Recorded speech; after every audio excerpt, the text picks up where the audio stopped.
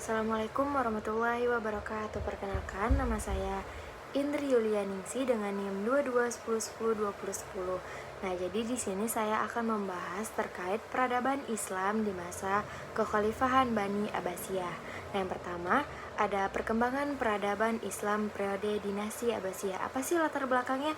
Jadi latar belakangnya itu dinasti Abbasiyah didirikan di tahun 132 Hijriah atau 750 Masehi oleh Abdul Abbas As-Saffah, Khalifah pertama. Nah, kelahiran Bani Abbasiyah ini terkait erat dengan perjuangan Syiah melawan pemerintahan Bani Umayyah. Jadi gerakan ini itu dipimpin oleh Muhammad bin Ali yang dianggap sebagai iman oleh orang-orang Syiah. Nah, tujuan utama Muhammad bin Ali itu adalah untuk melepaskan khalifah dari Bani Umayyah. Selanjutnya, kekhalifahan ini berkuasa setelah merebutnya dari Bani Umayyah dan menundukkannya semua wilayah kecuali Andalusia. Setelah Abdul Abbas resmi menjadi khalifah, ia tidak lagi mengambil Damaskus sebagai pusat pemerintah, tetapi ia memiliki Kufah sebagai pusat pemerintahannya. Jadi, pemerintah Daulah Abbasiyah terbagi menjadi 5 periode. Periode pertama didirikan pada 750 Masehi. Nah, dinasti Abbasiyah ini adalah salah satu dinasti Islam terpenting yang pernah ada.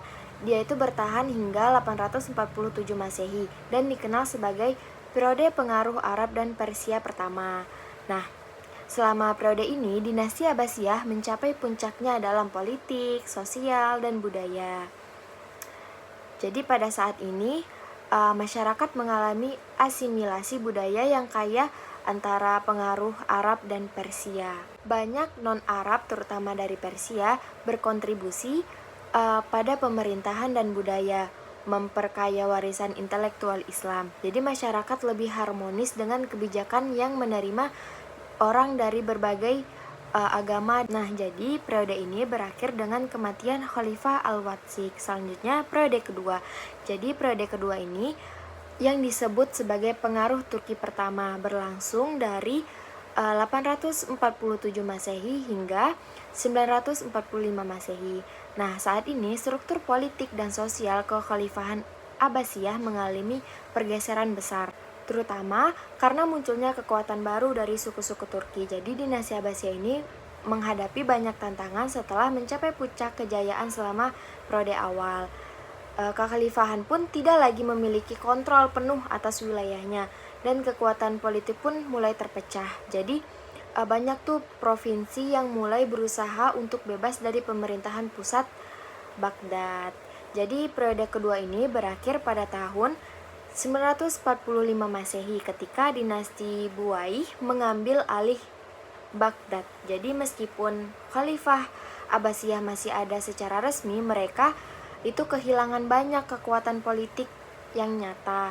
Nah, ini menandai transisi periode ketiga di mana pengaruh Persia kembali meningkat. Selanjutnya, periode ketiga. Nah, dinasti Abbasiyah periode ketiga ini pada 945 Masehi sampai 1055 Masehi.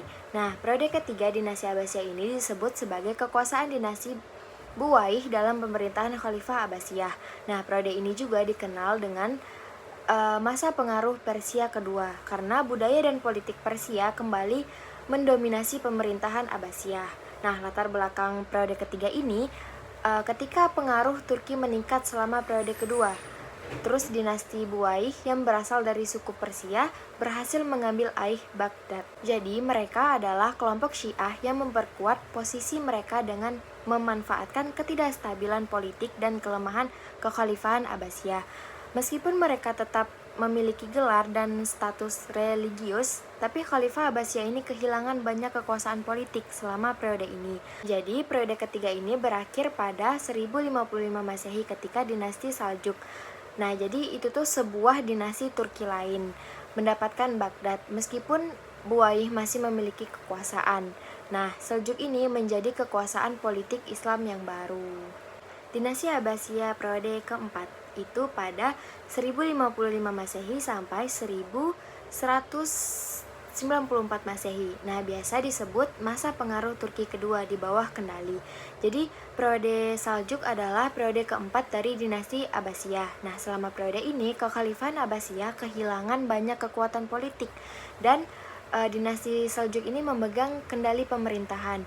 Nah, periode ini juga diwarnai oleh banyak peristiwa penting seperti Perang Salib dan invasi Mongol dan menyebabkan Khalifahan runtuh. Periode keempat ini berakhir dengan invasi Mongol yang menghancurkan Baghdad pada tahun 1258 Masehi. Selanjutnya, periode kelima 1194 Masehi sampai 1258 Masehi. Nah, masa khalifah bebas dari pengaruh dinasti lain.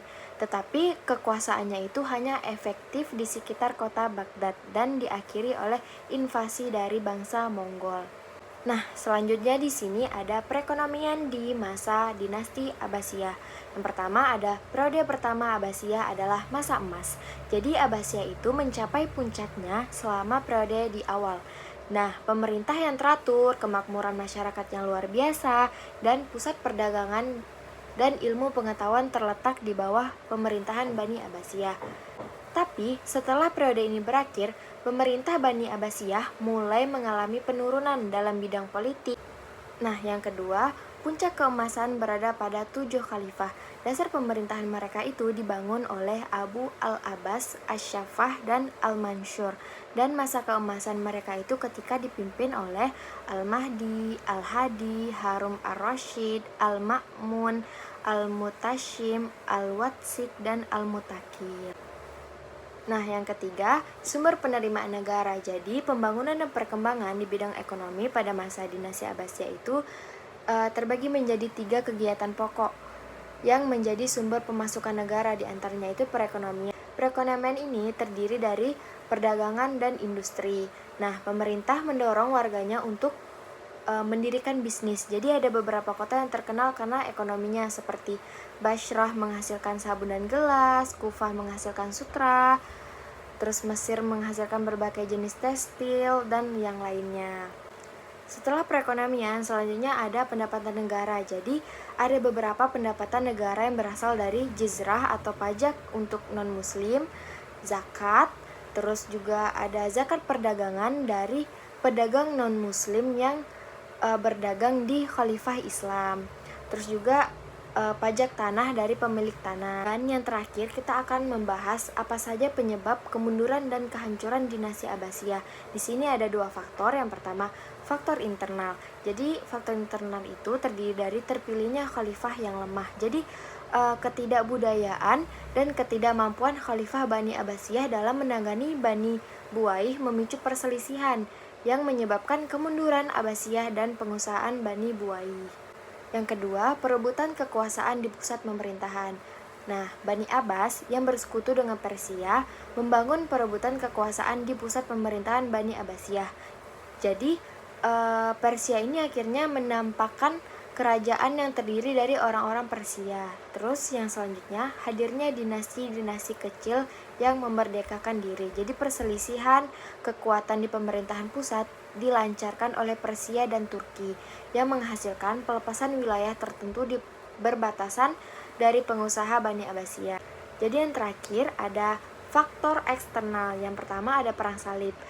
Pengusaha Baitul Maqdis membuat kebencian orang Kristen terhadap kaum muslim meningkat. Nah, itu membuat perjalanan mereka ke sana itu berat, dan di tahun 1095 Masehi, Paus Urbanus II memerintahkan seluruh tentara untuk bertempur dalam Perang Salib, yang juga dikenal sebagai Perang Salib.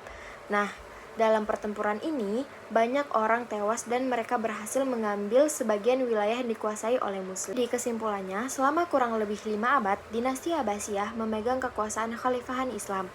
Nah, pada era Abbasiyah, peradaban Islam berada di puncak keemasan, kemudian berubah menjadi pusat kebudayaan dan perdagangan Islam.